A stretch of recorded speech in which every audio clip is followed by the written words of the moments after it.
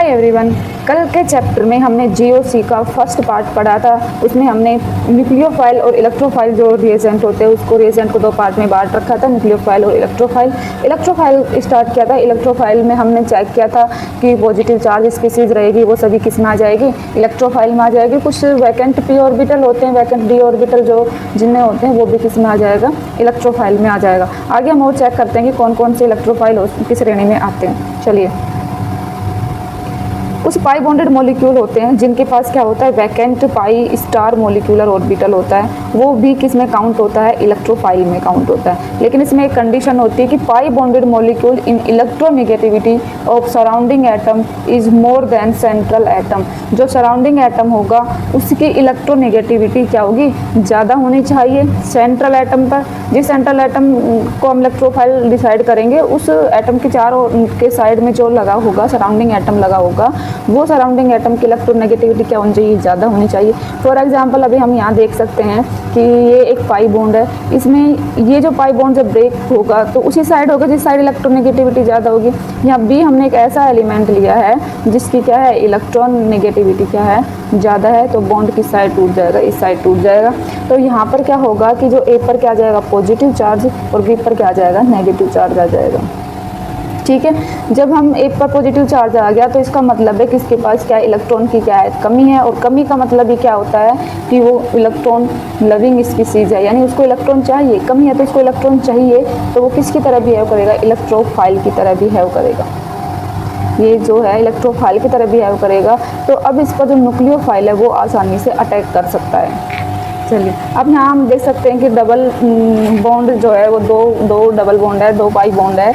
तो इसमें जो बीच वाला जो एटम है उसके साइड में जो एटम लगे हुए हैं उसकी इलेक्ट्रोनेगेटिविटी क्या है, ज़्यादा है, और इसकी भी क्या इलेक्ट्रोनेगेटिविटी ज़्यादा है। तो जो बीच वाला जो एटम है उसे की इलेक्ट्रोनेगेटिविटी कम होने की वजह से वो एक इलेक्ट्रोफाइल की तरह शो करेगा और इस पर क्या है, न्यूक्लियोफाइल आसानी से अटैक कर सकता है।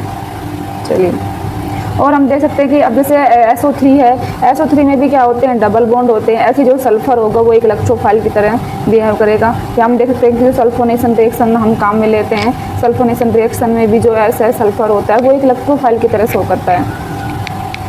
यहाँ हम बस हम ये चेक कर रहे हैं कि किस इलेक्ट्रोफाइल की पहचान करें कि हम इलेक्ट्रोफाइल किसको बोल सकते हैं। आगे रिएक्शन आएगी उसमें हम देखेंगे सल्फोनेशन रिएक्शन कैसे क्या होगी। अब यहाँ हमें इतना देखना है कि जो SO3 है वो भी क्या है, एक इलेक्ट्रोफाइल की तरह बिहेव करता है। इसी तरह जो CO2 है, CO2 भी क्या है, इलेक्ट्रोफाइल की तरह बिहेव करेगा। यानी जिस पर अब डबल बॉन्ड लगा हुआ है, यदि उसके साइड वाला एटम कैसा है, मोर इलेक्ट्रोनेगेटिविटी है, तो वो एटम सेंट्रल जो एटम होगा वो इलेक्ट्रोफाइल की तरह बिहेव करेगा। इसी तरह से हम आगे देख सकते हैं कि जो कार्बोनिल ग्रुप होता है, CO बॉन्ड होता है, वो भी किसकी तरह बिहेव करता है, इलेक्ट्रोफाइल की तरह शो करेगा। क्योंकि जो कार्बन पे जो ऑक्सीजन बॉन्ड होता है, ऑक्सीजन बॉन्ड होगा वो क्या होगा, मोर इलेक्ट्रोनेगेटिविटी है। इसी मोर इलेक्ट्रोनेगेटिविटी होने की वजह से क्या है, इलेक्ट्रॉन इस साइड आ जाएंगे और इस साइड आने की वजह से जो कार्बन है वो इलेक्ट्रोफाइल की तरह शो करेगा और न्यूक्लियोफाइल इस पर आसानी से अटैक करता है। अब यहाँ पर कार्बोक्सिलिक एसिड के डेरिवेटिव्स लिए गए हैं, यानी कार्बोक्सिलिक एसिड जिसमें है उसके जो डेरिवेटिव्स है, फॉर एग्जांपल यहाँ पर जो OH है, OH की जगह यहाँ पर OCOR आ गया, यानी COCOR हो गया, तो उसको हम क्या बोलते हैं, एनहाइड्राइड बोलते हैं। वहीं से OH की जगह क्या आ जाए, OR आ जाए तो इसी को हम क्या बोल देते हैं, एस्टर बोल देते हैं। और NH2 आ जाए तो क्या बोलते हैं, एमाइड बोलते हैं। हेलोजन आ जाए तो क्या बोलते हैं, एसिड हैलाइड बोलते हैं। तो ये कार्बोक्सिलिक एसिड की डेरिवेटिव्स है। इनमें तो ये CO बॉन्ड है, इसका जो कार्बन है वो इलेक्ट्रोफाइल की तरह शो करता है और इस पर न्यूक्लियोफाइल, देखो न्यूक्लियोफाइल को यहाँ आराम से इस पर अटैक करते हुए दिखाया गया है कि न्यूक्लियोफाइल इस पर अटैक कर देता है। क्योंकि यहाँ पर कार्बन के पास इलेक्ट्रॉन की क्या हो जाती है, कमी हो जाती है, तो न्यूक्लियोफाइल इसके पास अपने आप ही आ जाता है। आप यहाँ चेक कर लेना, कोई भी एग्जाम्पल हो जिनमें CO बॉन्ड होगा, यानी ऑक्सीजन की इलेक्ट्रोनेगेटिविटी जिसमें ज़्यादा होगी, तो कार्बन हमेशा इलेक्ट्रोफाइल की तरह बिहेव करेगा। रटने की बात नहीं है। अब यहाँ पर हम देख सकते हैं कि COCl2 कार्बोनिल क्लोराइड है, जिसको हम फोस्जीन भी बोल सकते हैं। यहाँ पर जो COCl2 है उसका जो CO बॉन्ड का जो कार्बन है वो भी इलेक्ट्रोफाइल की तरह बिहेव करेगा। इसी तरह से हम ये आगे और एग्जाम्पल देख सकते हैं। सब में CO बॉन्ड है जिसका कार्बन इलेक्ट्रोफाइल की तरह शो करता है और उस पर न्यूक्लियोफाइल आसानी से अटैक कर देता है। चलिए, जिस तरह से हमने कार्बोक्सिलिक एसिड के डेरिवेटिव्स पढ़े हैं, उसी तरह से सल्फोनिक एसिड के डेरिवेटिव्स भी होते हैं। यहाँ पर देखो OH की जगह और लिविंग ग्रुप कुछ भी लिगेंड लगा हो सकता है, क्लोरीन, ब्रोमीन, आयोडीन एक्सेट्रा कुछ भी हो सकता है। तो यहाँ पे भी जो सल्फर है वो ऑक्सीजन की इलेक्ट्रोनेगेटिविटी अधिक होने की वजह से सल्फर क्या होता है, इलेक्ट्रॉन डेफिशिएंट हो जाता है, इलेक्ट्रोफाइल शो करता है। इसी तरह से जो बेंजाइन है, बेंजाइन पर भी क्या होता है, ये जो बॉन्ड है ब्रेक होकर वो कार्बन क्या है, इलेक्ट्रोफाइल की तरह शो करेगा।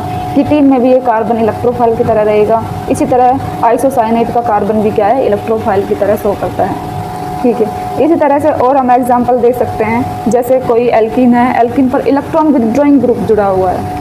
इलेक्ट्रॉन विथड्रॉइंग का मतलब है यहाँ एल्कीन से ये इलेक्ट्रॉन ले रहे हैं, इलेक्ट्रॉन विथड्रॉइंग ग्रुप जुड़े हुए हैं। इलेक्ट्रॉन विथड्रॉइंग ग्रुप में हम ये देख सकते हैं कि COOR भी हो सकता है, CHO भी हो सकता है, COR भी हो सकता है, CONR2, NO2, CN, ये एक इलेक्ट्रॉन विथड्रॉइंग ग्रुप है। ये क्या करते हैं, एल्कीन से इलेक्ट्रॉन लेते हैं, इलेक्ट्रॉन खींचते हैं। जैसे ये इलेक्ट्रॉन खींचेंगे ये बॉन्ड इस साइड ब्रेक होगा और इस कार्बन पर क्या हो जाएगा, इलेक्ट्रॉन की कमी हो जाएगी। इसे कार्बन पर इलेक्ट्रॉन की कमी होते ही ये क्या कर शो करेगा, इलेक्ट्रोफाइल, और यहाँ पर न्यूक्लियोफाइल आसानी से अटैक कर देता है। देखिए मोस्टली क्या होता है, जब भी हमारे पास कोई कार्बोनिल ग्रुप होता है, CO ग्रुप होता है, तो जो अटैक होता है वो CO ग्रुप पर होना चाहिए, CO के जो कार्बन है उस पर अटैक होना चाहिए। लेकिन कुछ एल्कीन, मतलब एल्कीन में क्या होता है, जिन पर विथड्रॉइंग ग्रुप जुड़ा हुआ होता है, उनके जो कार्बन है ये इलेक्ट्रोफाइल की तरह शो करता है। इस पर भी क्या होता है कि न्यूक्लियोफाइल का अटैक हो जाता है, तो इसको हम माइकल अटैक बोल देते हैं। जहाँ CO बॉन्ड को के कार्बन को छोड़कर एल्कीन के कार्बन पर जब न्यूक्लियोफाइल का अटैक होगा तो हम उसको बोलते हैं माइकल अटैक। आगे हम इसके बारे में डिटेल से पढ़ेंगे कि कौन कौन से केस में हम माइकल अटैक करवाते हैं और कौन कौन से केस में हम CO बॉन्ड पर डायरेक्ट अटैक करवाएंगे। इसी तरह से कुछ और एग्जाम्पल भी हम यहाँ पर देख सकते हैं, तो ये इजीली आपको समझ में आ जाएंगे।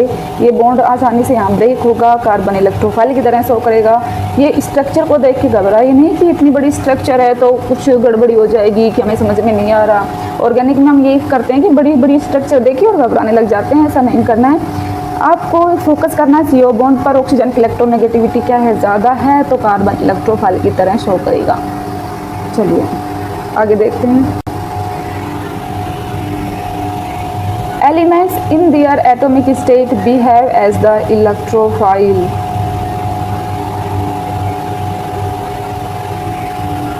कुछ एलिमेंट्स ऐसे होते हैं जो कुछ क्या सभी एलिमेंट्स होते हैं जो एलिमेंट्स के रूप में सिंगल एलिमेंट्स है तो वो क्या करेंगे, इलेक्ट्रोफाइल की तरह शो करेगा। जैसे हम यहाँ पर O2 पर ये ऑक्सीजन का अटैक कराएंगे तो ये जो ऑक्सीजन है वो इलेक्ट्रोफाइल की तरह शो करेगा। तो जितने भी सिंगल एलिमेंट होंगे सब क्या करेंगे, इलेक्ट्रोफाइल शो करेंगे। ठीक है, यहाँ तक हमारा जो कंप्लीट हो जाता है, इलेक्ट्रोफाइल कौन कौन से होते हैं वो सब यहाँ पे कंप्लीट हो जाते हैं। अभी हम न्यूक्लियोफाइल पढ़ेंगे। इलेक्ट्रोफाइल कंप्लीट होने के बाद अभी हम यहाँ पर न्यूक्लियोफाइल देखेंगे कौन कौन से न्यूक्लियोफाइल होते हैं। इलेक्ट्रोफाइल में जहाँ हमने देखा था कि पॉजिटिवली चार्ज स्पीसीज जो भी होगी वो सब क्या होगी, इलेक्ट्रोफाइल होगी। लेकिन न्यूक्लियोफाइल में क्या होता है, नेगेटिव चार्ज स्पीसीज होगी। जिन्हें भी इनको फिर से मैं बोल रही हूँ, इनको रटना नहीं है कि क्लोरीन है, ब्रोमीन है, आयोडीन है, नहीं। जिस पर क्या होगा, माइनस चार्ज होगा, नेगेटिव चार्ज। क्लोरीन पर जरूरी थोड़ी नहीं माइनस चार्ज है, क्लोरीन पर प्लस चार्ज भी आ सकता है। जैसे हाइपस क्लोराइड होता है, HOCl होता है, उस पर OH पर क्या होता है माइनस, और क्लोरीन पर क्या आ जाता है, प्लस चार्ज आ जाता है। तो जरूरी नहीं है कि क्लोरीन पर माइनस चार्ज हो, आपको रटना नहीं है। क्लोरीन पर प्लस चार्ज होता है, उस समय वो इलेक्ट्रोफाइल की तरह शो करेगा। यानी अगर इस पर नेगेटिव चार्ज है तो वो न्यूक्लियोफाइल की तरह, और यदि इन पर पॉजिटिव चार्ज होता है तो किसकी तरह होते हैं, इलेक्ट्रोफाइल की तरह रहते हैं। कुछ न्यूट्रल मॉलिक्यूल भी होते हैं, वहाँ हमने न्यूट्रल मॉलिक्यूल से कुछ पढ़े थे, जहाँ पर हमने पढ़ा था कि जिनके पास p ऑर्बिटल वैकेंट है और न्यूट्रल है, जिनके पास d ऑर्बिटल है लेकिन न्यूट्रल है, तो वो स्पीसीज इलेक्ट्रोफाइल में आई थी। यहाँ हम देखते हैं कि कुछ न्यूक्लियोफाइल्स होते हैं वो न्यूट्रल होते हैं, लेकिन उसमें एक कंडीशन होती है, न्यूट्रल होने के साथ साथ उसमें क्या होना चाहिए, एक लोन पेयर होना चाहिए, एटलीस्ट 1 लोन पेयर, कम से कम एक लोन पेयर तो होना ही होना चाहिए। जिनके पास लोन पेयर है तो वो क्या करते हैं, न्यूक्लियोफाइल शो करते हैं। फॉर एग्जाम्पल हम यहाँ पर H2 देखते हैं तो ऑक्सीजन के पास क्या होता है, एक लोन पेयर होता है। लोन पेयर होने की वजह से, ऑक्सीजन के पास लोन पेयर होने की वजह से क्या करता है, ये न्यूक्लियोफाइल होता है। ऐसे ROH में ऑक्सीजन, नाइट्रोजन, सल्फर, ये जहाँ आपको दिखे आप समझ जाना कि इनके पास क्या है, लोन पेयर है। बाकी आप यदि इनके पास लोन पेयर नहीं है तो उन पर पॉजिटिव नेगेटिव चार्ज के थ्रू उनको दिखाया जाएगा। फिर भी आप इनको चेक कर लेना कि इनके पास लोन पेयर है या नहीं, वो आपको इलेक्ट्रॉन काउंट करके पता चल जाएगा कितने इसके पास इलेक्ट्रॉन है, कितने इसके पास एलिमेंट जुड़े हुए हैं, कितने इलेक्ट्रॉन बच जाते हैं, तो लोन पेयर कितने वो निकाल के देख लेना। तो कोई भी न्यूट्रल स्पीसीज, न्यूट्रल मतलब उन पर ना ही तो पॉजिटिव चार्ज है नहीं नेगेटिव चार्ज है, और उन पर क्या है लोन पेयर है, तो वो क्या आ जाएगा न्यूट्रल मॉलिक्यूल होगा। हाँ, अगर न्यूट्रल मॉलिक्यूल है, नहीं पॉजिटिव चार्ज है नहीं नेगेटिव चार्ज है, और साथ में उन पर लोन पेयर भी नहीं है, तो वो न्यूक्लियोफाइल में काउंट नहीं होगा। तो न्यूक्लियोफाइल के लिए कम से कम एक लोन पेयर तो होना ही होना चाहिए, ठीक है। अब जैसे यहाँ पे H2O देखा हमने, तो H2O पर क्या है लोन पेयर है, तो ये क्या करता है कि न्यूक्लियोफाइल शो करता है। लेकिन वहीं H3O प्लस हम देखते हैं लोन पेयर तो है इसके पास, लेकिन ये कैसा नहीं है, न्यूट्रल नहीं है, यानी इस पर पॉजिटिव चार्ज है, इस वजह से ये न्यूक्लियोफाइल में काउंट नहीं होगा।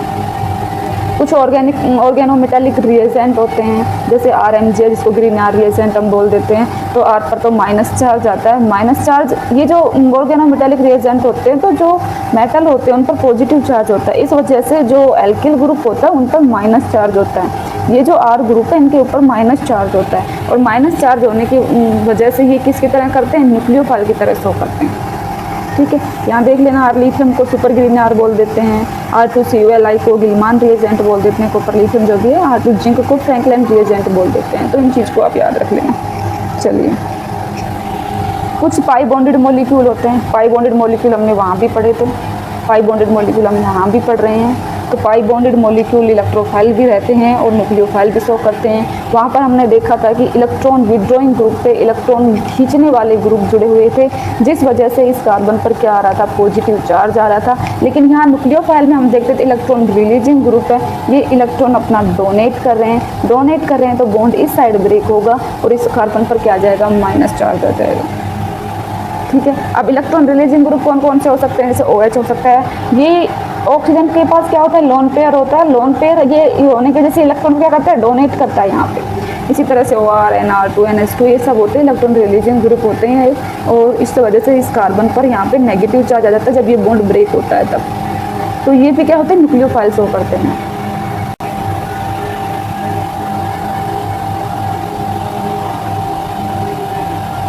चलिए, यहाँ पे कुछ स्पीसीज ऐसी दी गई है जो इलेक्ट्रोफाइल की तरह भी रहती है और न्यूक्लियोफाइल की तरह भी।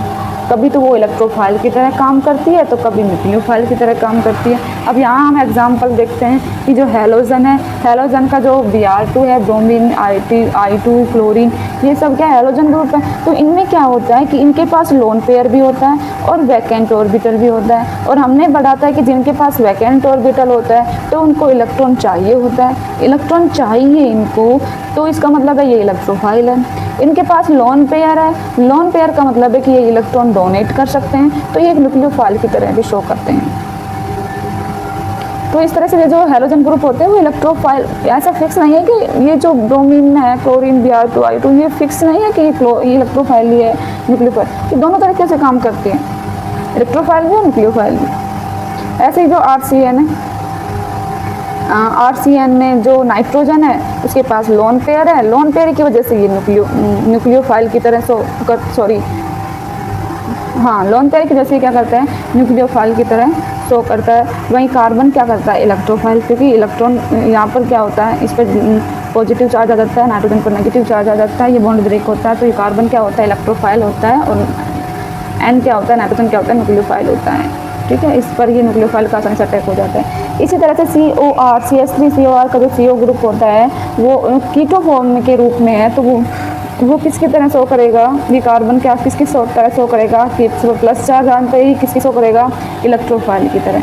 वहीं यदि इसको हम इनोल फॉर्म इसका देखते हैं, CH3COR का इनोल फॉर्म देखते हैं, तो उसमें क्या करता है, ये इलेक्ट्रॉन डोनेट करता है, इस वजह से ये बॉन्ड इस साइड ब्रेक होगा और इस कार्बन पर क्या आ जाएगा, नेगेटिव चार्ज आ जाएगा, तो ये किसकी तरह शो करता है, न्यूक्लियोफाइल की तरह। सेम ऐसे ही जो इमीन और इनामीन हम एग्जांपल देख सकते हैं, ये बॉन्ड इस साइड ब्रेक होगा तो इस पर क्या जाएगा, पॉजिटिव चार्ज, और पॉजिटिव चार्ज आते हैं इस पर ये क्या करेगा, ये क्या करेगा, इलेक्ट्रोफाइल की तरह शो करेगा। यहाँ हम देख सकते हैं कि ये जो इलेक्ट्रॉन इस साइड डोनेट करेगा, तो बॉन्ड ब्रेक होगा, तो ये कार्बन किसकी तरह शो करेगा, इलेक्ट्रोफाइल की। तो ये इमीन फॉर्म है, ये इसकी इनामीन फॉर्म है।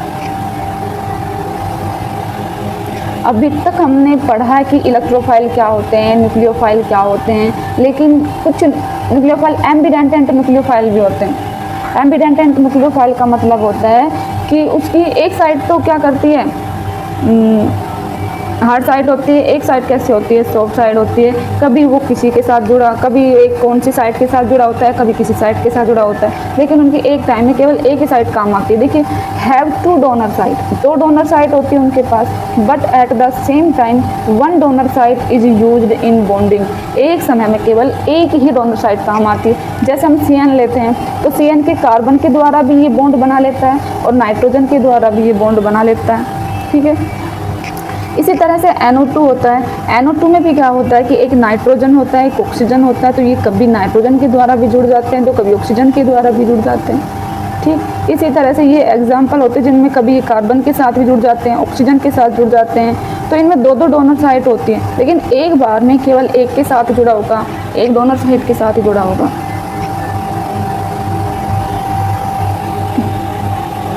यहाँ तक हमारा इलेक्ट्रोफाइल और न्यूक्लियोफाइल कंप्लीट हो जाता है। कल हम इंडक्टिव इफेक्ट स्टार्ट करेंगे, उसके बाद रेजोनेंस और सारे इफेक्ट चेक करेंगे।